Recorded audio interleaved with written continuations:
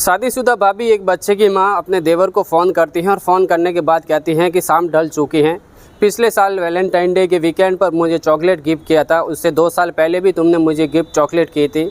इस बार जो है शाम हो चुकी हैं, अभी तक तुमने मुझे कोई चॉकलेट गिफ्ट नहीं किए हैं। तो उसका देवर कहता है कि कोई बात नहीं, अभी फ़िलहाल जो है मैं मार्केट जा रहा हूँ, जिसके बाद एक अच्छी चॉकलेट खरीदूँगा और रात के 12 से 1 बजे के आसपास मैं तुम्हारे घर पर आऊँगा। मैं तुम्हें चॉकलेट भी दूँगा और हमारे बीच में जो भी होता है वो भी करूँगा।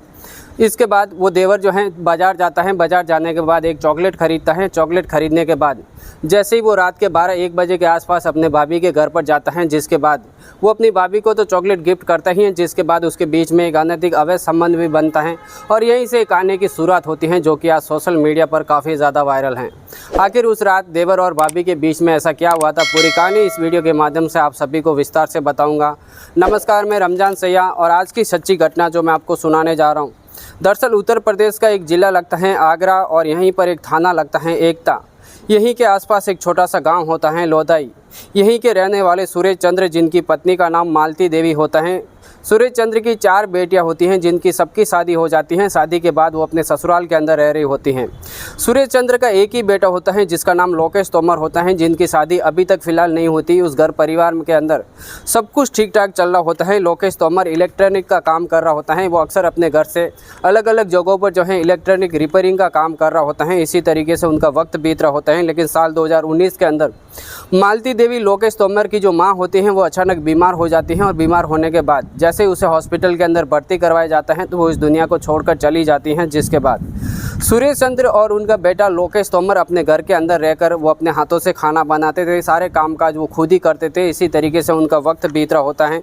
लेकिन सुरेश चंद्र के घर पर लोकेश तोमर के लिए काफ़ी ज़्यादा रिश्ते आ रहे होते हैं। तो एक दिन साल 2021 के अंदर लोकेश की शादी राजस्थान के धौलपुर ज़िले की रहने वाली सपऊ बोला गाँव की गौरी नाम की एक लड़की होती है, उसके साथ उसकी शादी हो जाती है। शादी के बाद लोकेश तोमर और गौरी दोनों पत्नी पत्नी की तरह अपने गांव में लोदई के अंदर रह रहे होते हैं। सब कुछ ठीक ठाक चल रहा होता है, किसी चीज़ की तकलीफ नहीं होती है। बड़े प्यार से और बड़े प्रेम से जो है पति पत्नी रह रहे होते हैं। धीरे धीरे वक्त बीत रहा होता है। वक्त बीतने के साथ सुरेश चंद्र अक्सर बेलनगंज के अंदर रहकर एक आवास के ऊपर काम करते हैं। तो उसके बाद वो कभी कभार अपने घर पर आते हैं, कभी वीकेंड के टाइम पर घर पर आते हैं, तो कभी 15 दिन में एक बार घर पर आते हैं।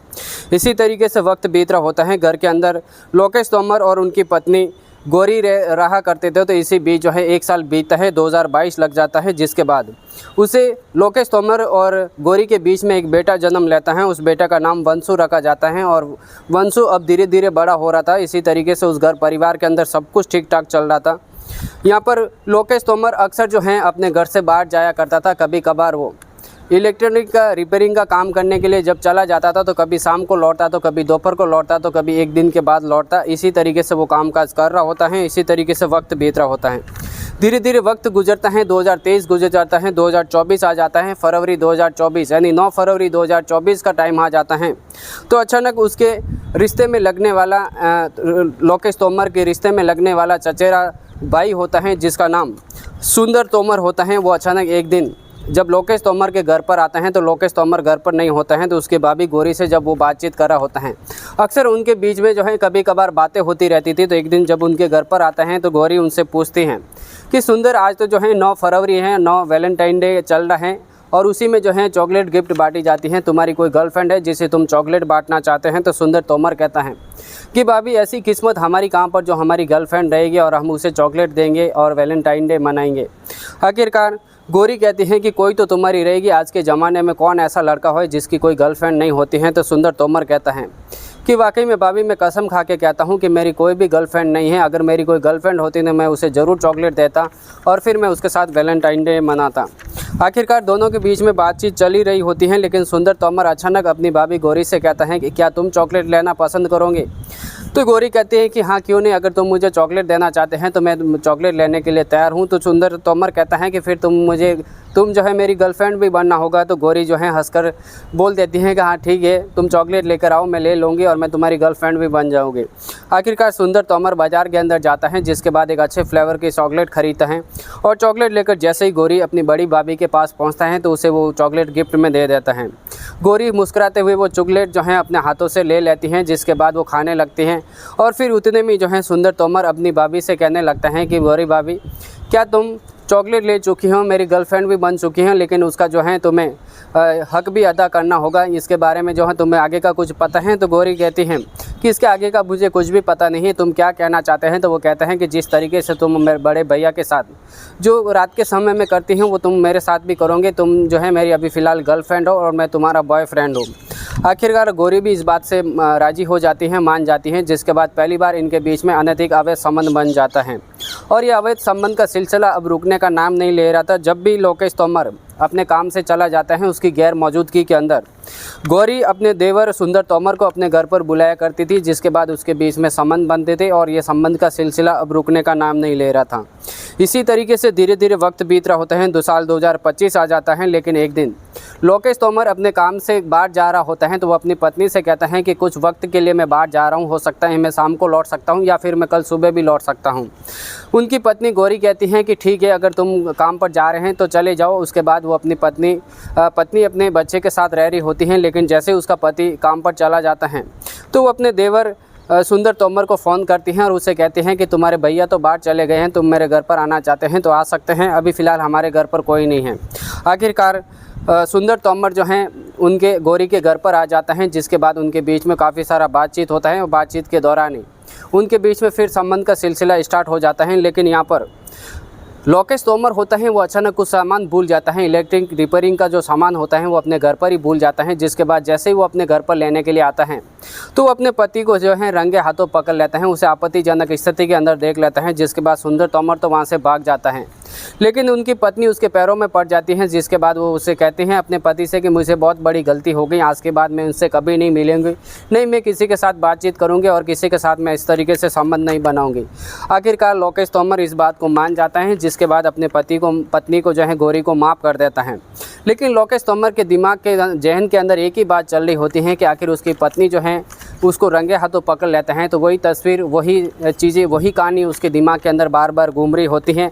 और जब भी अपने सचेरे भाई को देखते हैं सुंदर तोमर को, और जैसे ही लोकेश तोमर जब अपने सचेरे भाई सुंदर तोमर को देखता है तो उसके दिमाग में, उसके जहन के अंदर वही बार बार बात घूम रही होती है। इसी तरीके से वो बार बार टेंशन के अंदर चला जाता है, जिसके बाद वो काफ़ी ज़्यादा डिप्रेशन के अंदर आ जाता है।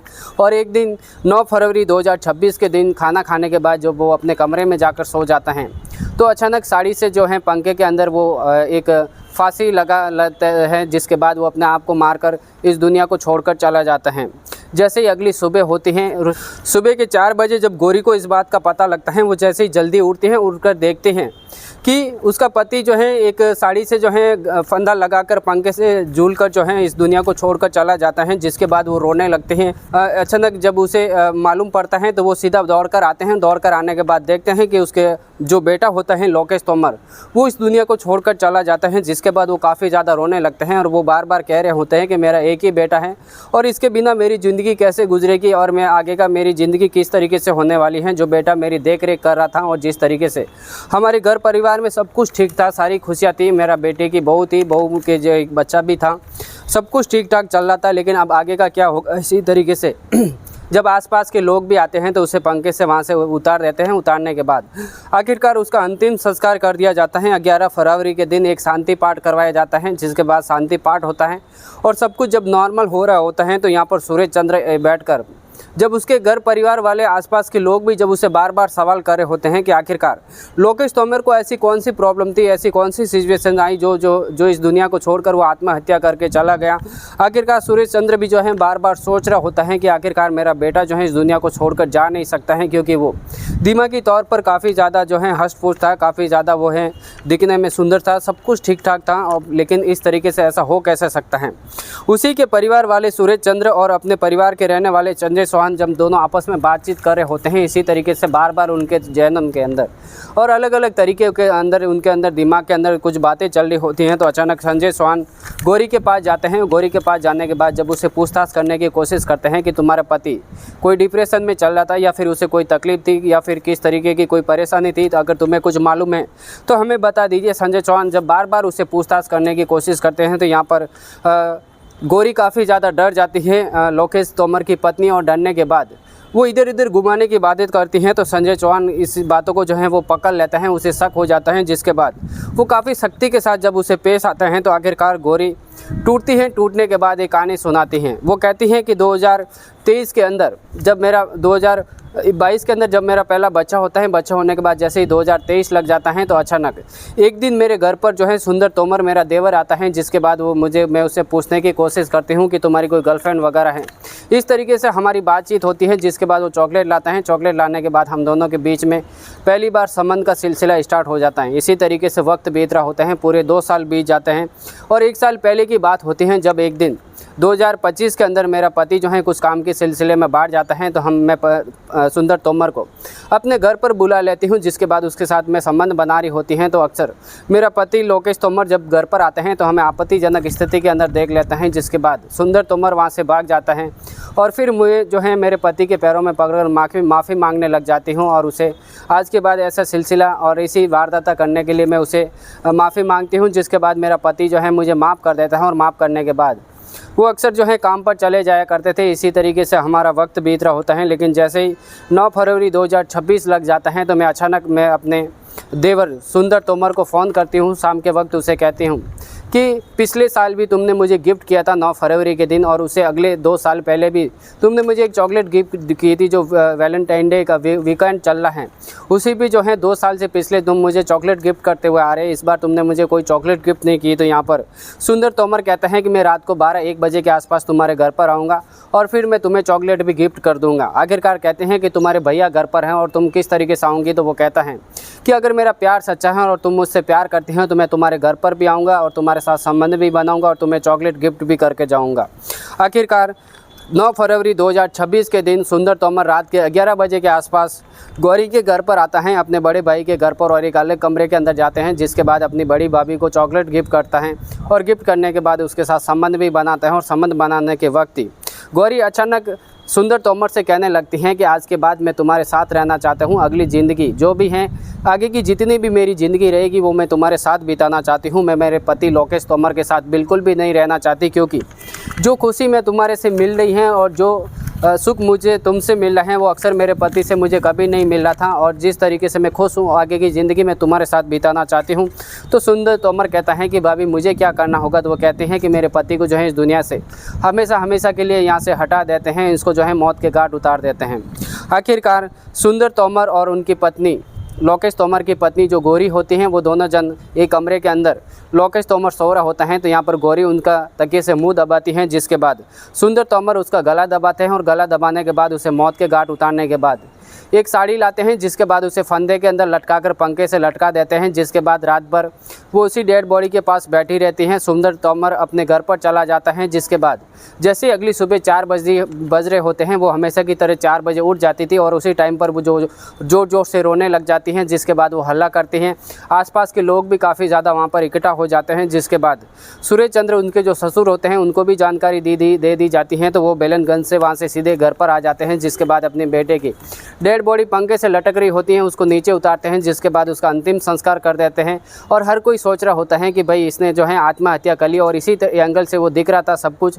लेकिन सूरज चंद्र को इस बात की जानकारी होती है कि आखिरकार उसके पैर ज़मीन पर टच हो रहे थे, तो आखिर इस तरीके से वो मौत के घाट कैसे उतर सकता है। ये सारे सवाल, ये सारे जहन में जब उसके दिमाग के अंदर आते हैं तो वो अपने रिश्ते में लगने वाले संजय चौहान से जब वो बातचीत करते हैं तो आखिरकार संजय चौहान जो हैं गौरी को जो है सच बुलवाई देते हैं। जिसके बाद वो HDPO सैयद अली अब्बास होते हैं, उनको फ़ोन करते हैं। जिसके बाद वो अपनी टीम के साथ आते हैं, पुलिस इंस्पेक्टर, और फिर गौरी को गिरफ्तार करते हैं। जिसके बाद सुंदर तोमर को भी गवाह और सबूतों के तौर पर उनको गिरफ्तार करने के बाद उनके ऊपर गंभीर धाराओं के ऊपर मुकदमा दर्ज करते हैं। जिसके बाद उन्हें जेल की सलाखों के पीछे हमेशा के लिए भेज देते हैं।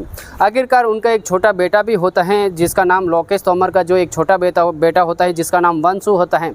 आखिर उसकी ज़िंदगी के साथ क्या होगा। और सूरज चंद्र काफ़ी ज़्यादा उम्र दराज के हो जाते हैं और उनकी बहू उसकी घर के देख रेख करने वाली थी। आगे जाकर जो है उनकी देख रेख हो जाती, उनकी ज़िंदगी भी जो अच्छे से बीत जाती थी। लेकिन उनकी पत्नी ने जो इस तरीके से कदम उठाए, जिसके बाद उनका बेटा और उनके ससुर दोनों जो हैं अंधकार के अंदर चले गए हैं। आखिर आप अपनी राय ज़रूर देना कि उनकी ज़िंदगी किस तरीके से गुजरने वाली है और किस तरीके से आगे का समय बीतने वाला है। क्या उनकी पत्नी गलत किया था या फिर उसके पति ने माफ़ करके गलत किया था, सारी जानकारी इस वीडियो के कमेंट बॉक्स के अंदर ज़रूर से बता देना। चलते हैं कमेंट्स की ओर। तो सुप्रिया सिंह कोकण मारा से हमारी वीडियो देखते हैं। यश ठाकुर प्रयागराज उत्तर प्रदेश से। आदित्य तिलेकर चेंबूर मुंबई महाराष्ट्र से हमारी वीडियो देखते हैं। महावीर मुंबई महाराष्ट्र से। अमित दत्ता रांची झारखंड से हमारी वीडियो देखते हैं। सुखपाल सिंह जी पंजाब से हमारी वीडियो देखते हैं। आप सभी को तहे दिल से धन्यवाद। इसी तरह की क्राइम की कहानियाँ हर रोज़ सुनना चाहते हैं, देखना चाहते हैं तो इस वीडियो को लाइक और चैनल को सब्सक्राइब करना बिल्कुल भी मत भूलना। मिलते हैं आपसे अगली वीडियो के अंदर, तब तक के लिए दीजिए हमें इजाज़त। जय हिंद, जय जवान।